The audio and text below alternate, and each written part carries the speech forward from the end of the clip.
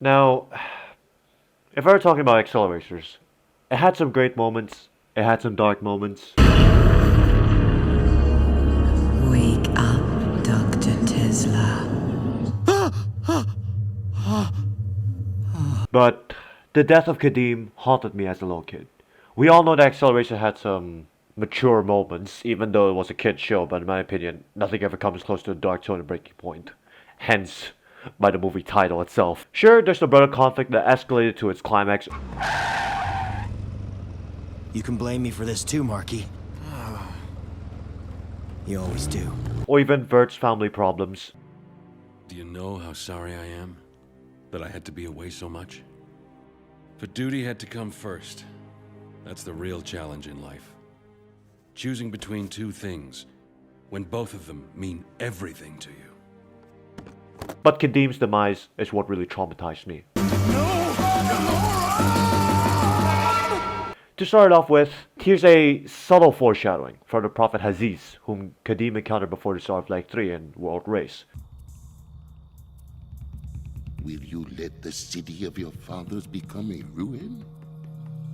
For 100 years the desert has grown around it. The people are leaving it. The sun moves in. Haziz?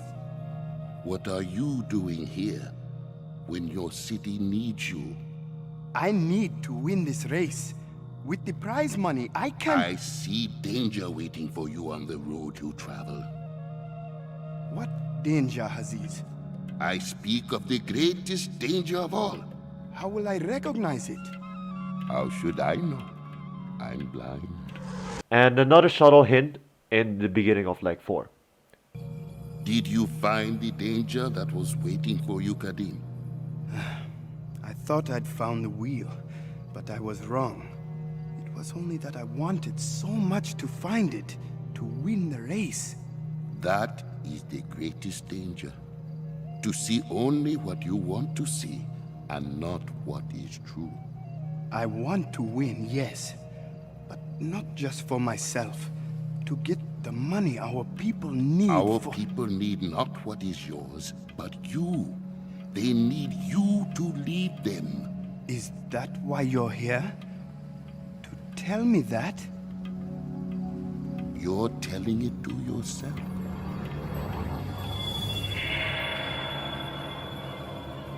Of course, as you can see from that point on, he was just a guy who wants to protect his hometown, as proven by selflessness, bravery, and as well as even putting his life on the line to do so.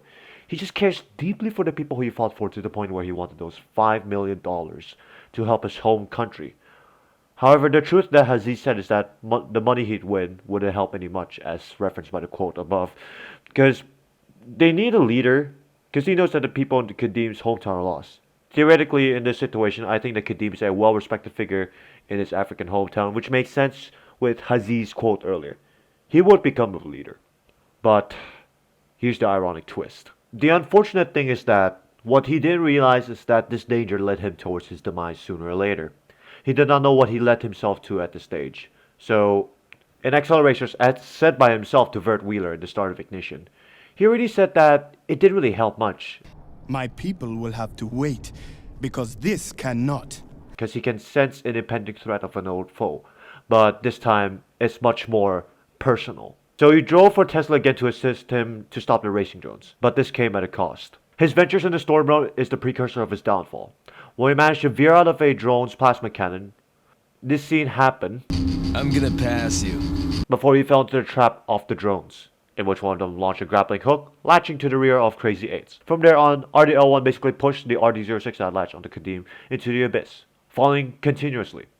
Even though he was able to shake off the drone, he's basically in a situation where it's a no-win situation. Though Vert's efforts were noble to help his compatriot from falling, it unfortunately failed as well, seeing that either the grappling hook was too far from its reach, or he mistimed it. To add salt to the wound, RDL-1 sealed his fate by destroying his parachute, sending Crazy 8's plunging continuously into the abyss. And here's the curiosity. Either he was trying to get himself back on track, or theoretically a secret EDR, but it wasn't introduced until the second movie, so that's kind of thrown out of the window. He got captured by Galorum and their drones with no one to help with. From there on, we all know what happened to poor Kadeem. He was turned to a psychotic killing machine, abandoning any moral he had left in a manner stripping any bit of his humanity away from him. Truly, Kadeem is gone!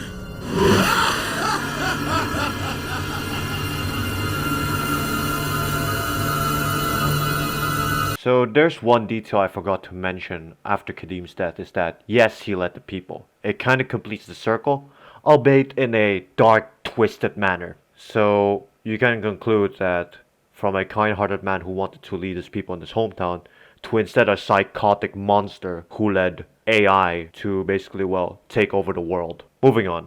Now, here's the part that haunted me the most. What really makes it dark is that they didn't show the transformation to him being a drone. Of course, because that'd probably be unsafe for children to watch, unless they'll brand it as a R-rated B-tier movie. But rather, when it cuts to the next scene, it left us wondering what happened to the kind-hearted racer that we all know and love, and also gives this sense of fear and worry that something bad will happen to him, even though it was actually happening behind the scenes. Of course it did happen, but was a fate worse than death? Imagine this. Getting your human organs ripped out, the bisection of your lower body, and your right arm as a matter of fact, and even replace your robot limbs with brainwashing embedded in your mind. What's worse is that you're helpless in that situation. You can't really do anything alive. Although it wasn't graphically shown in the movie, it scarred me to the point where I could visualize what was happening to him, to the point where I felt paranoia and wondered if I were to have schizophrenia. Okay, maybe that's a little bit of an exaggeration, but still, it still lingers on my mind. But yeah, not as bad as it was back then. Maybe a little. And what's funny is that I then asked my parents about brainwashing. Maybe a little too much. I'm not really sure if that's a traumatic event or not, but it scarred me until approximately 2019. Sure, I have gotten past that, but it still lingers in my mind all the time. More or less, but it's not as bad as before. What's also interesting is that the subtle hints that they drop bit by bit in the world race is what sparked the strange curiosity about what will happen to the character until Acceleracer's breaking point happened. It's an ironic but a tragic twist of character development, but they somehow executed well with this sort of surprise twist. From being a noble to a selfless man to being the antithesis of what he once was. Basically a hollow shell of himself, if you want to call it that way. And yeah, that's about it. There's not really that much I wanted to add in this video, just to give my perspective on why his death really traumatized me, and it almost scarred me for life. So yeah, thank you for listening, and I hope you do enjoy this video. Until then, I'll see you all next time.